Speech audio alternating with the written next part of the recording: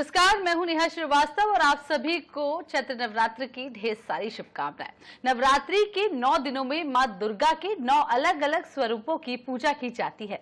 मान्यता है कि मां के इन 9 स्वरूपों की सच्चे मन से पूजा करने से जीवन में जो भी परेशानियां होती हैं, सुख, समृद्धि और शांति भी मिलती है।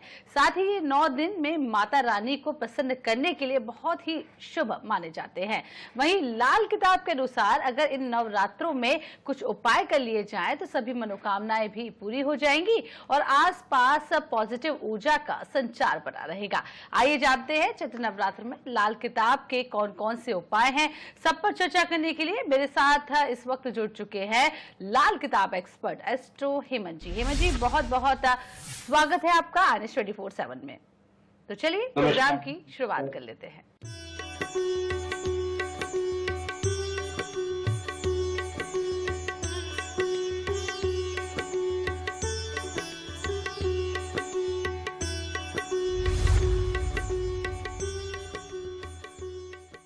तो हमारे साथ लाल किताब एक्सपर्ट एस्ट्रो हेमंत जी जुड़े हैं और उनसे सबसे पहले जान लेते हैं कि लाल किताब क्या होती है और ये हमारी ट्रेडिशनल एस्ट्रोलॉजी से कितनी अलग है।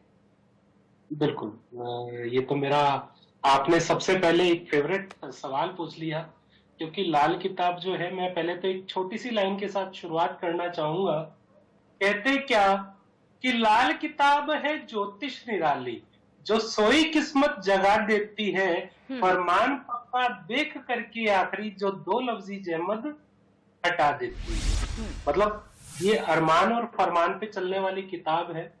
इसका जन्म सन 1939 में हुआ पंडित रूपचंद जी जोशी द्वारा, जिन्होंने पहला एडिशन 1939 में लिखा और दूसरा एडिशन 1940 में। उसके बाद 41 और 42 4 एडिशन लिखने के बाद, जिसमें अगर बात की जाए तो जो चीज आज के साइंटिस्ट हमारे रिसर्च कर रहे हैं, अगर वो लाल किताब को पढ़ लें तो वो चीजें उसके अंदर पहले से दी गई हुई हैं। जैसे कि अगर मैं बात करूं क्या कि हमारे दिमाग में 42 खाने हैं, ठीक है, 42 अलग अलग पार्ट है। इसको 4 डिवाइड में करें, 42 पार्ट निकालें तो 42 पार्ट क्या चीज देखने से और क्या चीज सुनने से कौन सा पार्ट एक्टिवेट होता है और वो हमारी कुंडली के किस हाउस के ऊपर इफेक्ट डालता है। ठीक है, पहली चीज जब हम ये देखते हैं कि किस चीज पे इफेक्ट डाल रहा है, तो वो रिसर्च कर रहे हैं एक साइंटिस्ट। अगर आप इसका देखें न्यूज में भी और गूगल पे भी सर्च करें तो आपको पता लग जाएगा।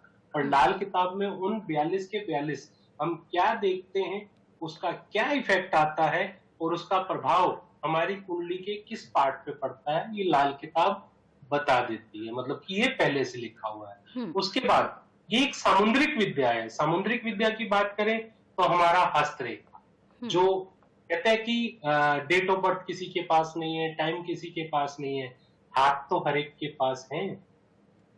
आपके हाथों के चिन्ह और आपकी रेखाएं सब कुछ बताती है कि आपकी कुंडली में, आपके जीवन में क्या होने वाला है और उसको हम किस तरह से सुधार कर सकते हैं।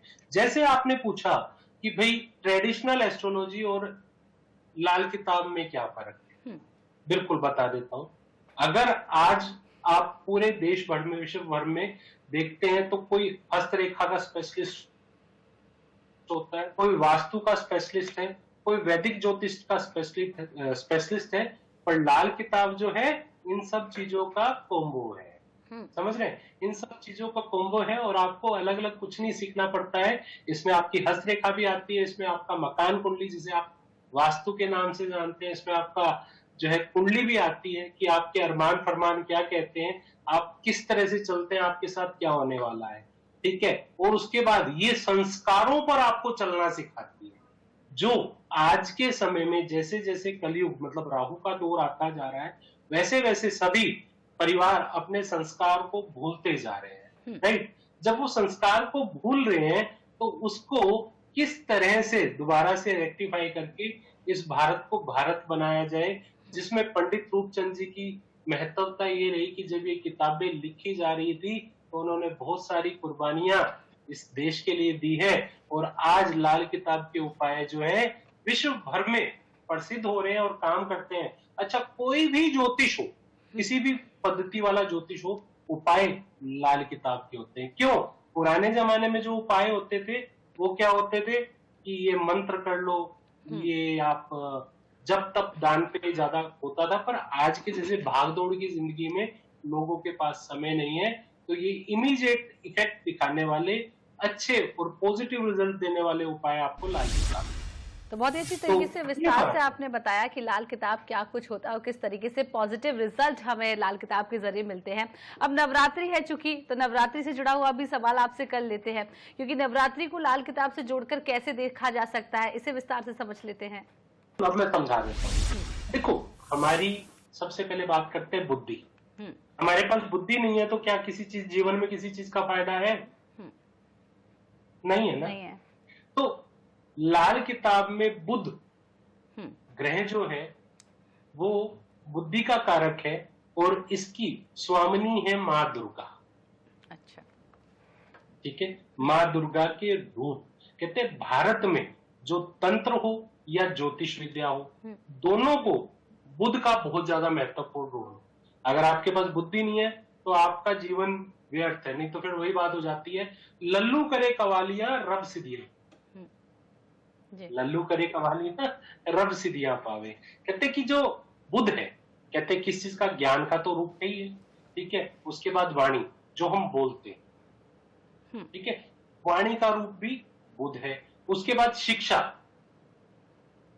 शिक्षा चंद्रमा है, पर चंद्रमा के साथ बुध का रोल है। वही बुद्धि नहीं होगी तो शिक्षा भी काम नहीं आएगी। उसके बाद आपका व्यापार जो बुध का रूप है। ठीक है, व्यापार भी बुध से चलता है। अगर मैं इसको रिश्तेदारी से कनेक्ट करूं तो बहन, बुआ, बेटी, मासी और साली, ये भी बुध है। कहते हैं इनकी सेवा आप रेगुलर करते रहो तो बुध आपका प्रसन्न रहता है। पर जैसे कि नवरात्रे हैं तो इन नवरात्रों में माँ दुर्गा और बुध का बहुत बड़ा रोल है। इतना बड़ा रोल है कि नवरात्रों में 9 देवियों की पूजा होती है। ठीक है, 9 देवियां किस ग्रह को रिप्रेजेंट करते हैं आने वाली बातों में आपको मैं बताता जाऊंगा।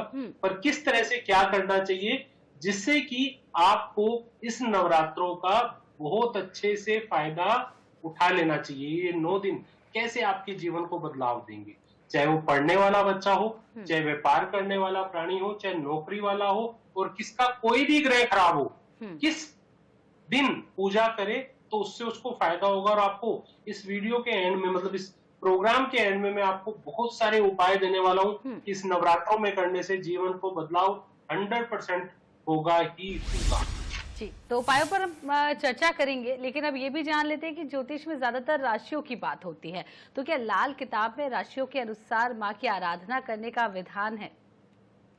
देखो, लाल किताब क्या कहती है, देखो पद्धति वही है, निकला सब कुछ वैदिक ज्योतिष में से ही है। पर यहाँ पर लाल किताब क्या कहती है, राशि छोड़ नक्षत्र भूला, राशि छोड़ नक्षत्र भूला, ना ही कोई पंचांग लिया, मेष लगन मतलब मेष लगन को लगन मान, 12 के 12 घरों को पहचान लिया। 12 राशियां, 9 ग्रह और 12 हाउसेस किस तरह से आपके जीवन में काम करते हैं। हम सिर्फ मेष लगन को लगन मान के पूरी की पूरी कुंडली को जांच लेते हैं। और सबसे पहले जहां हम बात कर रहे थे नवरात्रों की, तो नवरात्रों में जैसे बुध बहुत कमजोर होता है। जब बुध बहुत कमजोर होता है तो ये नवरात्रे उस बुध कमजोर को बहुत अच्छा फायदा दे सकते हैं। तो जैसा आपने पूछा कि इसमें राशियों का महत्व, तो मैंने कहा इसमें राशियों को हम नहीं मानते, हम मेष लगन से लगन ग्रहों को मानते हैं। मेष लगन को लगन मान के सारी की सारी कुंडलियों को आपको जो है बता दिया जाता है। तो जिस तरीके से आपने बताया कि राशियों को नहीं मानते, लग्न को मानते हैं, उस तरीके से कुंडलियों का उपाय भी बताया जाता है। ये भी जान लेते हैं कि नवरात्रि पर लोग ऐसे कौन से उपाय कर सकते हैं जिनसे उनकी इच्छाएं फटाफट पूरी हो जाए। कि जैसे नवरात्रों में हरी चूड़ियां, हरे कपड़े, क्योंकि बुध जो है हरे रंग को प्रेजेंट करता है, हरी मिठाइयां, कंजक पूजन का बहुत बड़ा महत्व है। 9 दिन जो है सारी देवियों की पूजन करने से आपके सुख समृद्धि, आपके घर में हर तरह का सुख शांति, बरकत, अगर बात करें धन की वर्षा नवरात्रि में हो सकती है, पर शर्त यही है कि आपके उपाय सच्चे दिल से, साफ दिल से होने चाहिए। कहते ना, इन दिनों में मांस मदिरा का सेवन बिल्कुल ना किया जाए। पर मैं आपको उससे पहले बता दूं कि ये जो 9 ग्रह हैं किस तरह से 9 की 9 देवियों को बताता है। अगर बात करें माँ शैलपुत्री, ठीक है, माँ शैलपुत्री है, वो रिप्रेजेंट करती हैं चंद्रमा। किसी का भी चंद्रमा वीक हो तो माँ शैलपुत्री की आराधना करने से उसका चंद्रमा प्रबल होगा। माँ ब्रह्मचारिणी रिप्रेजेंट करती हैं मंगल को, किसी का भी मंगल खराब हो तो माँ ब्रह्मचारिणी की पूजा करने से चंद्रमा मंगल प्रबल होगा। अब मंगल किसको रिप्रेजेंट करता है? मंगल रिप्रेजेंट करता है भाई, दोस्त, उनके रिश्तेदार। चंद्रमा रिप्रेजेंट करता है मन की शांति, पढ़ाई और नगद धन, जिसकी सबको जरूरत है, राइट। उसी तरह से बात करते हैं माँ चंद्रघंटा की। माँ चंद्रघंटा रिप्रेजेंट करती हैं शुक्र को। शुक्र क्या है? वीनस, लग्जरी, आप हस्बैंड वाइफ के रिलेशन, राइट। उसके बाद बात करते हैं माँ कुष्मांडा। माँ कुष्मांडा रिप्रेजेंट करती हैं सूर्य को। जो लोग पॉलिटिक्स में हैं या जो लोग सरकारी जॉब कर रहे हैं या सरकारी नौकरी की तलाश में हैं, गवर्नमेंट से जुड़ा हुआ काम, वो सूर्य है। और लाल किताब में सूर्य अपने आप को भी कहा गया है। कहते जिसकी कुंडली में सूर्य और मंगल अच्छा होता है, सूर्य और मंगल अच्छा होता है, देखिएगा उसका शरीर हष्ट पुष्ट और स्वस्थ होता है। और जिनकी कुंडली में कमजोर होता है तो उनका शरीर में हमेशा दिक्कत आती है, राइट। उसी तरह से बात करते हैं माँ स्कंद माता की। स्कंद माता जो है रिप्रेजेंट करती है बुध को। बुध मतलब बुद्धि। और उसी तरह से जैसे मैंने आपको भी बताया कि रिश्तेदारियां, बहन, बुआ, बेटी, मासी, साली, ठीक है, और आपका व्यापार। कहते जब तक आपकी सोचने की क्षमता अच्छी नहीं है, क्योंकि दिमाग बुध है और सोचने की क्षमता राहु है, बुध अच्छा होगा तभी हम राहु को भी अच्छा कर पाएंगे। कहते किसी की कुंडली में या किसी की हस्तरेखा में बुध और राहु में गड़बड़ है तो ऐसा इंसान पूरी जिंदगी कुछ भी उपाय करता रहे, कैसे भी करता रहे, वो जिंदगी में तरक्की नहीं कर पाता। करना बहुत कुछ चाहता है पर उससे हो नहीं पाता। तो इसलिए बुध और राहु को अच्छा रखना आज के जमाने में, आज की कलयुगी दुनिया में बहुत जरूरी है। अगर बात करें माँ कत्यानी की, तो माँ कत्यानी रिप्रेजेंट करती हैं बृहस्पति को। बृहस्पति जो कि हमारे पिता, दादा, परदादा, रिश्तेदारी की बात करूं, उसके बाद मान सम्मान का कारक, आपके जीवन में, आपकी नौकरी में, आपकी उन्नति का कारक, चलते चलते पढ़ाई का रुकना, ये भी बृहस्पति खराब की निशानी है। बच्चे ने जन्म लिया और उसके पिता के काम का खराब होना, ये भी बच्चे के बृहस्पति खराब की निशानी है। तो इसलिए इन दिनों में माँ कात्यायनी की पूजा करने से बृहस्पति अच्छा होते हैं। अब बात आती है अगले ग्रह की, जो है शनिदेव। तो शनिदेव की जो देवी है माँ कालरात्रि, ठीक है। शनिदेव क्या है? शनिदेव इंसाफ के देवता है। अगर रिश्तेदारी की बात करूं तो चाचा, आपकी लेबर, जितने भी लेबर क्लास लोग हैं वो शनि को रिप्रेजेंट करते हैं। कहते हैं इनका मन दुखाना, शनि को ऑटोमेटिक खराब करना, शनि के बुरे कर्म करना, क्या? शराब, शबाब और कबाब, इन चीजों में पड़े रहने से शनि खराब होता है। अचानक चोट शनि की वजह से लगती है, चोटें लगती हैं, गिरना, घर की छत का गिरना, ठीक है, तो ये शनि खराब से होता है। तो जैसा इन लोग जिनके साथ ऐसा हो रहा हो तो वो लोग माँ कात्यायनी की पूजा जरूर करें, राइट। उसके बाद बात करते हैं माँ महागौरी, जो रिप्रेजेंट करती हैं राहु को। राहु क्या है? हमारी सोच, हमारा ससुराल, ठीक है, हमारे दादा का परिवार, ये राहु है, राइट। तो अगर यहाँ पर कोई प्रॉब्लम है, सोच में प्रॉब्लम है, जैसी हमारी सोच होगी, अगर अच्छी सोच है इट मीन्स राहु अच्छा है, अगर सोच में गंदगी आ रही है इट मीन्स राहु खराब है। तो इससे हम राहु को अच्छा कर सकते हैं, किसके? महागौरी की उपासना करने से, राइट। उसके बाद बात करते हैं 9वें ग्रह की, जो कि है माँ सिद्धिदात्री। ये रिप्रेजेंट करती है केतु। केतु कौन है? केतु हमारी औलाद, जीजा, साला, ठीक है, दामाद, घर में रखे प्याज, बेटा, ये केतु है और नेकी का मालिक है। और केतु एक ऐसा ग्रह है जो हर जगह से आकर पिट जाता है। मतलब पिट जाता है क्या, सबसे ज्यादा चोट केतु को लगती है। कहते हैं अपने दुखड़ों को रोते रहना। जो इंसान हमेशा अपने दुखड़ों को दूसरों के सामने रोता रहता है तो भी केतु खराब की निशानी है। तो इन नवरात्रों में, इस नवरात्रों में मां सिद्धिदात्री की पूजा करने से आपका केतु ठीक होगा। तो ये तो मैंने बताया 9 के 9 ग्रह आपको, कि जो आपको हर ग्रह की उपासना इस 9 दिनों में की जा सकती है। अगर बुध को अच्छा रखना है तो वही हरी चूड़ियों का दान बहुत जरूरी है, हरी मिठाइयां बहुत जरूरी है, हरे कपड़ों का दान हो सके तो जिनका बुध खराब हो वो अपनी बहन, बुआ, बेटी, मासी, साली को हरे कपड़ों का दान करे। और इन दिनों में कंजक की पूजा करना बहुत इंपॉर्टेंट है, कंजकों की सेवा करना बहुत इंपॉर्टेंट है। तो इससे आपका बुध बहुत अच्छा होगा। कि ऐसा क्या किया जाए कि इन नवरात्रों में सबकी इच्छाएं पूरी हो। ठीक है, कहते कि इस लाल किताब में बताया गया है कि नवरात्रि में जो है, नवरात्रि के दौरान आप किसी पुराने और सूखे हुए कुएं में या बावड़ी में, जो बावड़ी होती है उसमें जल अर्पण करना, ये बहुत अच्छा रिजल्ट देगा और आपकी इसमें आने वाली सारी रुकावटें दूर होंगी और सौभाग्य की वृद्धि हो। राइट। अगर बात करें दूसरा, नवरात्रि के 9 दिन कन्या का पूजन और उन्हें भोजन कराना बहुत महत्वपूर्ण है। इसे लाल किताब के अनुसार भाग्य सुधारने और ग्रहों को संतुलित करने के लिए बताया गया है। विशेषकर 9वीं दिन 9 कन्याओं को भोजन कराने से संतान, सुख और समृद्धि मिलती है।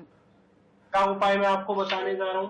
लाल किताब के अनुसार नवरात्रि के दौरान काले तिल, काले जो तिल होते हैं उनका दान करना शनि और राहु के बुरे प्रभाव को दूर करेगा। आप काले तिल किसी जरूरतमंद व्यक्ति या धार्मिक स्थान पर देने से आपको बहुत अच्छे रिजल्ट मिलेंगे।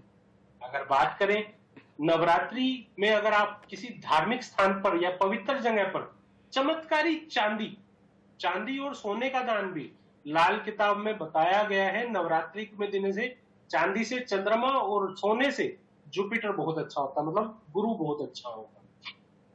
तो इससे आपके जीवन में लक्ष्मी का वास होगा और समृद्धि आती रहेगी। और इससे आपकी वाणी, जो वाणी में दिखती, बहुत सारे लोग आपने देखे होंगे बहुत सारे बोलते हुए अटक जाते हैं, है ना, तो वो भी या तुतला कर बोलते हैं, तो ये भी बुध की खराब है, बुध खराब की निशानी है। तो इन दिनों में आप बुध को अच्छा करने के लिए आप ये चीज करें। और सबसे अच्छा उपाय जो बुध को ठीक करने का है, आपका नाक छेदन और फिटकरी से दांत साफ करते रहना, ये बहुत बढ़िया रिजल्ट देगा। अगर बात करते हैं अगले उपाय की, कहते हैं लाल रंग का बहुत ज्यादा महत्व है। लाल किताब के अनुसार अगर मैं बात करूं, लाल रंग के कपड़े पहने इन नवरात्रियों में तो वो और अच्छा रिजल्ट देगा। इससे मां की कृपा आप पे बनी रहेगी। और कहते कि अगर यहीं पे मैं बात करूं कि बुध जो है वो बेटी है और चंद्रमा जो है मां है।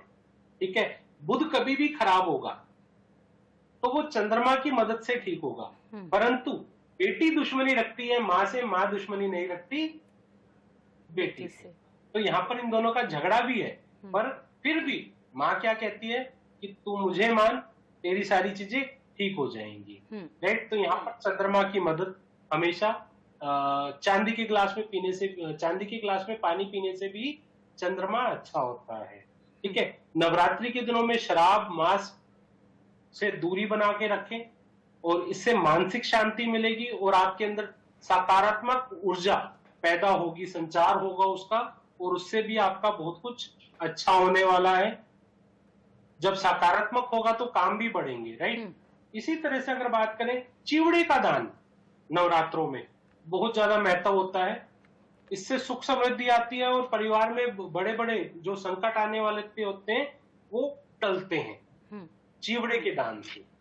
अगर बात करें अगले की, तो इन दिनों में श्री यंत्र की पूजा करना भी बहुत फायदेमंद होता है। इससे घर में सुख समृद्धि और शांति आती है। आखिरी 10वें उपाय की बात करता हूं। नवरात्रि के दौरान नकारात्मक ऊर्जा दूर होती है, वातावरण सकारात्मक बनता है। दीपक में तेल, जो दीपक में जो तेल है, सरसों का या तिल का तेल जलाया जाए घी मिलाकर, तो इससे आपके घर का ऑरा पॉजिटिव होता है और इससे आपके घर के वास्तु में भी सुधार आता है। तो जिस तरीके से आपने बताया कि क्या क्या उपाय हैं और क्या कुछ महत्व है, आप हमारे साथ जुड़े और तमाम जानकारी हमारे दर्शकों के साथ साझा की। हालांकि आपके साथ ज्ञान की बातें करने के लिए बहुत सारी, लेकिन हम समय की बाध्यता हमारे साथ होती है। आपका बहुत बहुत शुक्रिया हेमंत जी, तमाम जानकारी हमारे दर्शकों के साथ साझा करने के लिए। और इसी के साथ नवरात्रि और लाल किताब के उपायों में फिलहाल इतना ही। दीजिए इजाजत, नमस्कार।